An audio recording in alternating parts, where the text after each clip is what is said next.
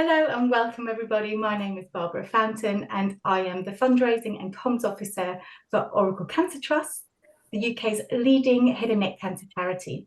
It is our vision to ensure that everyone has the best chance of surviving head and neck cancers across the UK, and we'll do this by enabling greater awareness, knowledge and understanding of head and neck cancers.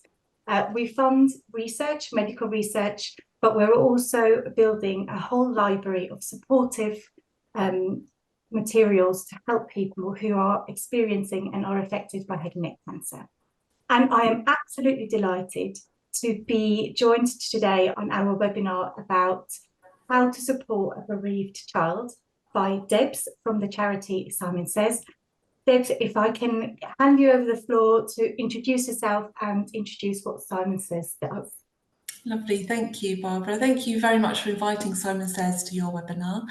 Hi everyone, I'm Debs. I'm the education lead at Simon Says, child bereavement charity. Before this, I was a primary school teacher for about 30 years. I've worked in schools all around Hampshire, working from the year sixes all the way down to year R. So I've been working at Simon Says for about 5 months, and it's an amazing charity to be involved with. Fabulous, thank you. And can you tell us what Simon Says does on a day-to-day?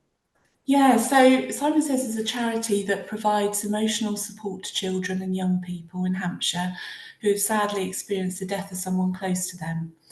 And our aim is to help children to cope with their grief and just to feel less alone, really, during one of the most difficult times of their life. I've only been working, as I say, for 5 months for the charity, but my links go back to a time 12 years ago when, very sadly, my husband died from cancer. He was 41 and our children were just 7 and 9 at the time. And we went to the Simon Says support groups and, you know, we felt suddenly a net of support around us. We didn't feel so alone. And the wonderful volunteers supported us incredibly. And it's a complete privilege to be leading the education side of the charity. Sounds like an amazing charity. How long have you been running for? So it's been running for over 20 years now. A lady called Sally Stanley set up the charity after her husband sadly died, and Sally found that there was no support in Hampshire at the time, 20 years ago, for her and her 2 boys. So along with a few friends and a big fundraising event, they established Simon Says in his name and launched in April 2001. And how does Simon Says support families and professionals? So we're quite a small team. We have 6 part-time professional staff and approximately 140 very experienced, amazing volunteers. We're very much volunteer-led. We run a telephone support line that's run by really experienced volunteers. They receive over 1,000 calls a year. And we also have 7 monthly support groups across the county. And at these support groups, we have a different theme running each month that gently leads the children through different aspects of grief, such as managing big emotions, memories, and their future, taking their special loved one with them. We have about 950 or so children attending our groups through the year.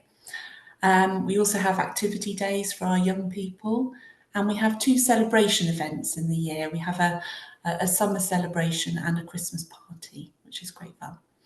And the education team that I'm part of, we support professionals who work or come in contact with bereaved children and young people, such as teaching staff, Hampshire Constabulary, fire and rescue, hospitals, hospices, children's services.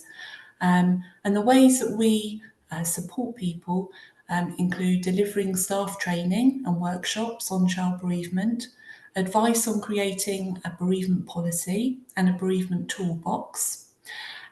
We can come and help to deliver assemblies and workshops for children.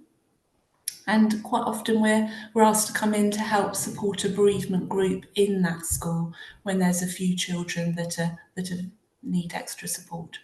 In the community, we come into wellbeing fairs and induction weeks at further education, and we also support library and community events as well. We're quite busy. Yeah, sounds like it. So just for our guests to help them understand, like how many children are affected by bereavement each year and just how common is it in the classroom? Yeah, if we look at the recent statistics that we have available to us, it's believed that a parent of a child under 18 dies every 20 minutes in the UK, which is around 127 children bereaved every day. So if we look at an average classroom, that works out to be about 1 in every 29 children that's very sadly bereaved of a parent or sibling. So that's one child in every class. And of course, that doesn't include other bereavements, such as the death of a grandparent or friend or other family member. Yeah, it can be a really difficult subject for people in general to talk about. Mm. What do children understand about death and how does this change as they grow? Yeah, I think it really depends on the individual child, their experiences so far, their developmental stage rather than their age, maybe a child with additional needs. So we think of their developmental stage. And knowing that child really well will help to find the most effective ways of supporting them. So I suppose broadly speaking, if you think of babies and very young children under 2, they don't have any understanding of death, but long before they're able to talk, babies will react to an upset or a change if their significant person isn't there. And then children from around 3, they may start to use the word dead and sort of develop an awareness it's different to being alive. But they won't understand what it really means. And if you think about the Disney films and the cartoons, there's often the notion that it's not final. So they often have a literal understanding. They might say, a 4-year-old might say, my daddy has died, but in the next breath later on say, but I hope he's back before my birthday. So, they really don't understand the finality at that age. How does the understanding of death change as a child slightly gets older, like into primary school age? So yeah, I think the primary school, the sort of 5 to 8-year-olds, they're starting to understand about the finality of death. They may have experienced a pet dying, which can be really scary, but they often go into this magical thinking process. So thinking that they might be able to do something to change the outcome. So if I'm really good, Daddy might come back.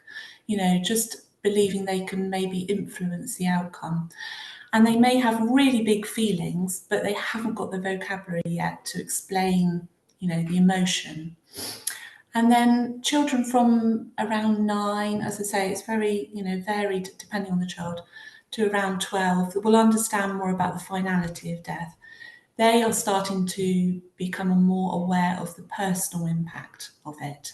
And they will now have the vocabulary to attach to their thoughts and feelings. And that age group, they're going through a lot of transitions, aren't they, in their life, a lot of transitions in their education as well. So that can be quite difficult when they're also experiencing grief.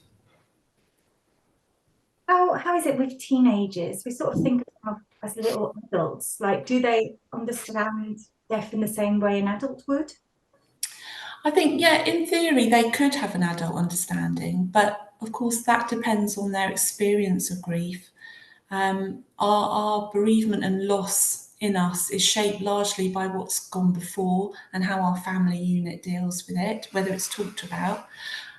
So each child's different. In theory, they have an understanding of the finality and they're thinking about its impact on their future, living their life without their special person. I know my children kept having to go through different grief as they were going through their childhood, and questioning the meaning of life. Those big questions come up at that age.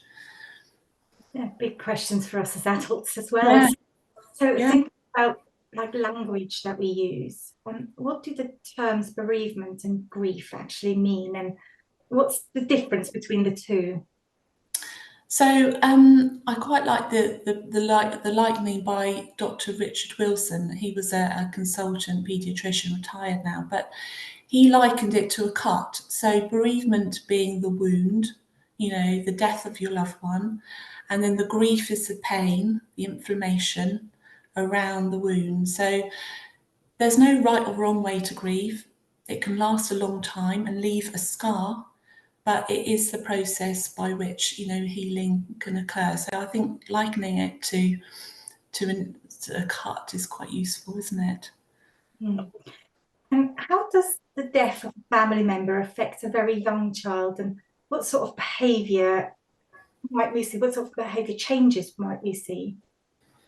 So I think for the very young age, up to about 3 or 4, we'll be watching more their behaviour rather than necessarily what they're going to say, because they may not have all their vocabulary to explain their emotions. So we might see that they might become more clingy, or we may see anger and tantrums, some regression in their behaviour, maybe making little backward steps in their development, such as toilet training, sleep difficulties, wanting a blanket that they had when they were really tiny, and they might become withdrawn. But all these behaviours are really, really normal in the context of grief. And I think the main way for these little ones is just give them lots and lots of contact and cuddles, reassurance. Try and keep the routines and boundaries of behaviour as much as possible, and have those familiar sensory comforts around them, really. And then moving on to primary school age children, how might they respond to grief at home or in school? So I think if we think about the 5 to 10-year-olds, we may see them displaying more somatic symptoms. So they're experiencing it in their bodies, and it can often feel like a tummy ache, or it can feel like a headache. I know when I was teaching, children would come and say, "I've got a tummy ache," but actually they were feeling a little bit scared, a little bit sad, a bit tired, and a bit cross. And there are so many competing feelings in them. They just feel it like a sort of tight tummy ache, yuck in their tummies. They just know they're not happy. And they might just retreat into themselves. They might become more aggressive. All or any of these are completely normal with this age group. I think the things that we can do to help them is show that you're available, that you're there to answer questions. Give them patience and reassurance. Keep those boundaries, as I said, the same as the little ones. Keep them so they're feeling secure. And give them space and time to play, to be distracted, and to withdraw if they need to. And there's lots of creative ways. We do a lot of work in our support groups and focus it through creative work, because actually painting or Play-Doh or clay, Lego puppets, all of those things are really powerful, really soothing for children. And it gives them an outlet, which is really important. It helps them to release that tension. Yeah, what kind of things can we help to support grieving children? With the younger age group or the teens? Yes, yes.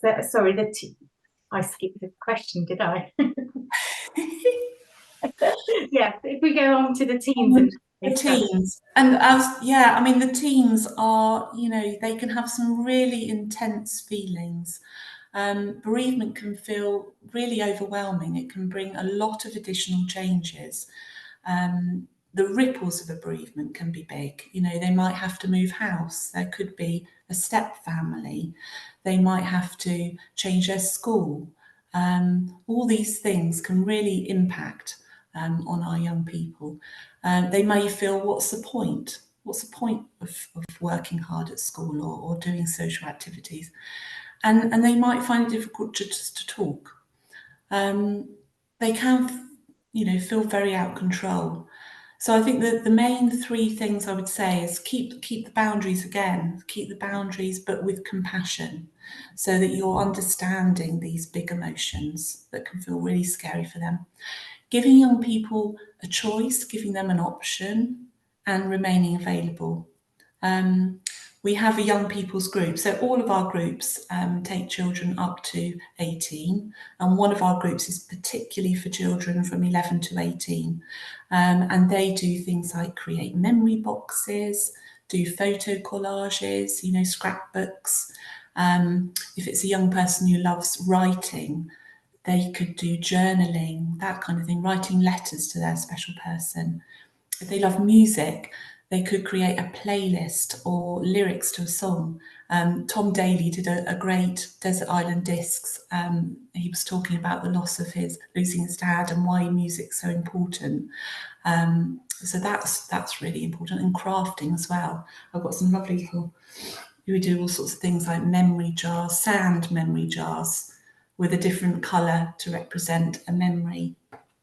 There's lots of different crafting activities.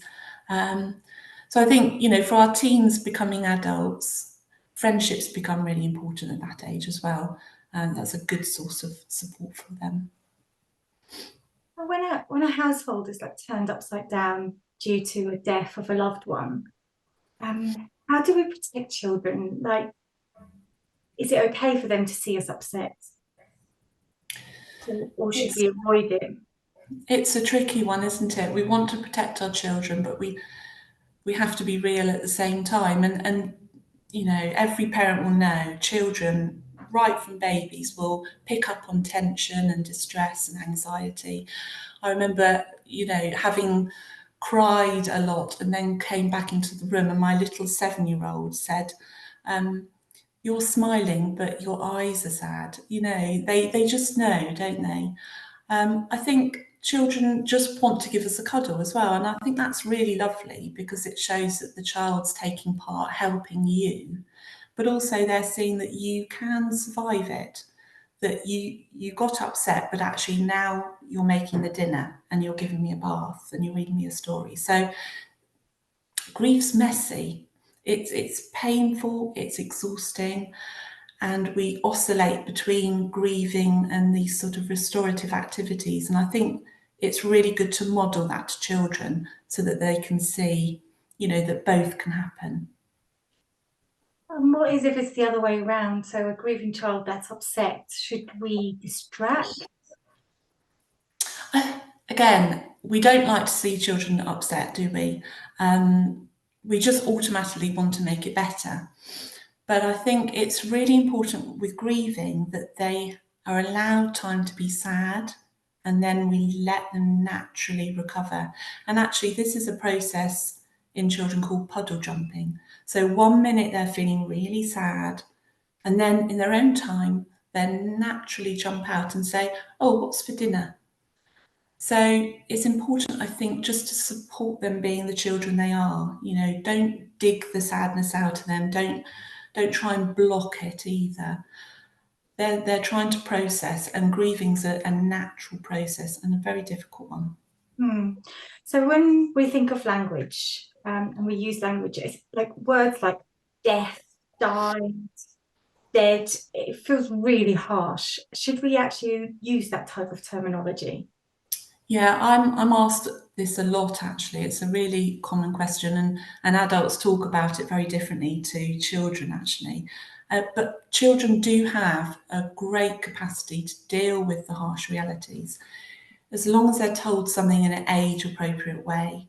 A very sad truth is better than uncertainty and confusion, because what a child doesn't know, they will make it up.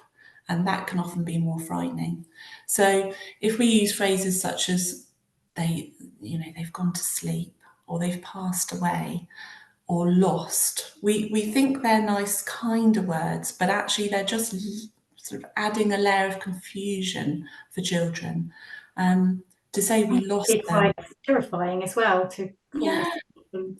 yeah, absolutely. And we often do have children coming that are having sleep difficulties. And one of the reasons why is because they would not necessarily told, but they might hear it on the phone, they might hear it, in other places. And if we lost them, well, where are they?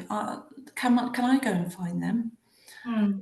Passed away is one that we use a lot as adults, don't we? But actually, for children in school, we use that word pass to pass a ball back and forth, for instance. It's a back and forth sort of language, pass. So where have they passed to? Can they pass back? It's that sort of language. So I think to use the words died and dead are important with children. And they will understand that better. You're not adding a layer of confusion there. Mm. Now, I have a little niece and she is brilliant at asking me most awkward questions, and I never know how to answer. And I can only imagine that a bereaved child would be kind of good ways of asking quite difficult questions. How Yes. how should we tackle them? And I imagine they're asking it just before they go to sleep. It's when those questions normally come about. Um, we sometimes suggest that it's useful to think of it like building a jigsaw. So start with one or two pieces of information that fit, make sense for that child, and then follow the child's lead. Add more information as time passes and as they mature. And often, if they're asking the question, then they're ready to hear what the answer is in an age appropriate way and to take on a bigger picture. They're going to ask the same question over and over again, and that's them trying to process it. It's really important that they can keep doing that over and over again. Sometimes it's not about getting the information, it's just because they're trying to work out that it's happened, that it's not their imagination, if you see what I mean. Absolutely. And when we think of children, obviously their day-to-day life will be very disrupted by sudden or even expected death of a loved one. And one of the questions that has been put to us is, should children take a lot of time off school after a bereavement? What's your recommendation? Yeah, I mean, school can be a really safe, secure, should be a really safe, secure place for children. And it's a reminder to a child that not everything's changed in their life. There's all of that at school is very comforting. It's familiar and stable. So I think some children want to come back to school very soon. Some children may need a few more days at home. But in our experience, the longer they're away, the harder it can be. So returning after school, to school after the death of someone is really important, but that it's handled sensitively and the child's, part of how it's managed. They're asked how it's managed. I think to include them in it is important. Hmm. Speaking of schools, and also being conscious that we'll have lots of educators joining the webinar today, how can teachers support bereaved children? What can be helpful to have in place in schools? I think the first thing I would ask teaching staff is to see if your school has a bereavement policy. It's so helpful, and it means that a school's really well prepared. It has plans in place to deal with death, grief, and bereavement. It can outline how to support a bereaved pupil or a member of staff and how to react to a critical incident that you might have in school, such as the death of someone in that school community. We have templates on our website. There's also templates on Child Bereavement UK, which is a national bereavement website. But I think the few key things that I would say is to have a link person attached to that family. It might be the LSA, the ELSA, the teacher. Acknowledge that death of the family. It's really important. Send a card, make that phone call, let them know you're there. Ask what the child's been told. It's really important. And then what does the child understand? Because actually that could be very different. Keep that flexible normality, be consistent with behaviour, but build in space for that child. So maybe the older ones might have a little timeout card on their table, or a symbol, a mood stone, something that will indicate that they're being overwhelmed and they need a safe space to go to. And they may not want to talk in that space, They may just want to do some drawing, you know, and the little ones might want to bring in something, a photo of their loved one, or a little bit of material, or a cuddly toy, something, you know, that can stay in their bag maybe. And I think to be aware that bereavement can hit us out of the blue, and for staff just to be aware of dates, you know, diary date, the date of death, birthdays, Christmas, all of these things can be very difficult for a family. Parents' evenings, Mother's Day and Father's Day. Try and give the children advance warning, and don't assume that they might not want to make a card, because if a child's dad's died, they may very well want to make a card, and they might want to take it to the grave or a special place at home. It's really important to have just an open dialogue, and have that conversation with pupils. You sort of alluded to it there in your last answer, that grief doesn't have a timetable, it doesn't have a start and an end point. So No. grief reactions may not show themselves straight away. So how can school staff or other loved ones watch out for things over time? Yeah, I think quite often it can be months, even years after the event, when something might bubble up at school. They may have come to a significant time, or you know, a stage of development. And remember, a bereaved child will always be a bereaved child, and so their support should be ongoing for the whole time they're at the school.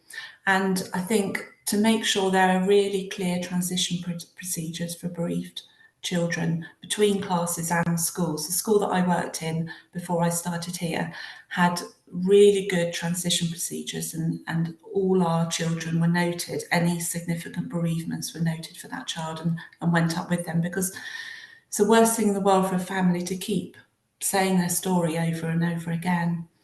And the other thing to just say is that adults in school have the most amazing ability to hold the hope for a young person or a child. So they can look ahead gently to milestones that child might do, just gently, hobbies, events, things that they might have to look forward to. It's what Simon says, we're very much about giving hope, and just gently remind them that they still have lots of things to look forward to, and they can still laugh, they can have fun, and help them to see that they're not always going to feel like this. I just got a really important kind of final question, but I probably will have more. But when things escalate, what are the things that we need to watch out that may indicate that a child needs more specialist help? I think probably I would say the time to be concerned is if those difficult behaviours are prolonged over a long period of time, they're impacting on their day-to-day coping and functioning, such as schoolwork, homework, getting through the day. You know, if those things are really getting difficult, it might then be a helpful space to explore what's going on. And another thing to consider, what was their behaviour before the bereavement? The things that we're observing are very different child to before the loss. So those kind of things to keep in mind, I think.